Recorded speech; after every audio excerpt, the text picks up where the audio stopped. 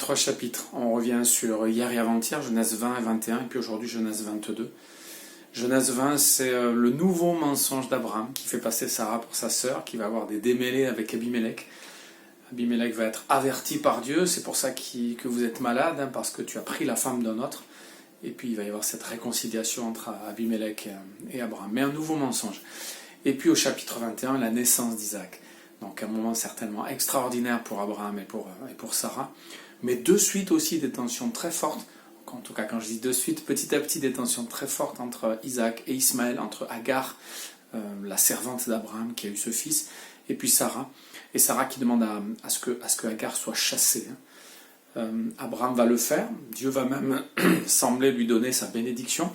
Mais Dieu va mettre sa protection sur Agar et sur cet enfant.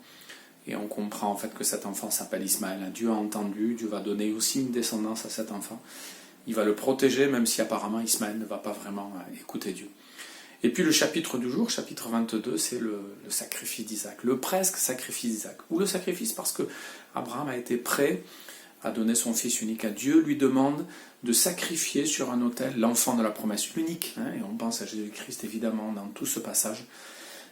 Lorsque l'enfant lui-même va dire mais bon, on a tout ce qu'il faut, on a le bois, on a les pierres pour l'autel, mais où est l'animal pour le sacrifice? Abraham répond Dieu pourvoira, et il est très inspiré de répondre ça. Il dit à ses serviteurs attendez-nous là, nous reviendrons. Alors évidemment il peut dire ça pour que les serviteurs ne s'inquiètent pas, mais il peut dire ça aussi parce qu'il a une conviction. Et puis Abraham jusqu'au bout, quand Dieu lui demande d'offrir son fils, comme quand Dieu lui demande de partir dans un pays inconnu, Abraham part avec l'enfant pour le sacrifier.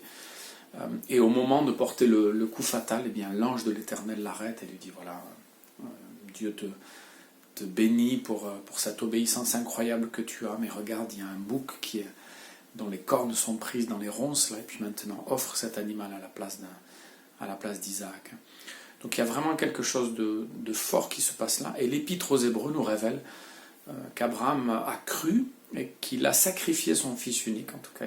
Le texte biblique dit ça parce qu'il était prêt à le faire, parce qu'il savait que Dieu pouvait ressusciter son enfant des morts. Donc c'est impressionnant de voir combien l'auteur de l'Épître aux Hébreux fait cette lecture du texte de l'Ancien Testament, en disant voilà, Abraham était sûr que Dieu ne pouvait pas laisser cet enfant partir, donc si jamais il mourrait, il ressusciterait, et ils pourraient revenir tous les deux vers les serviteurs.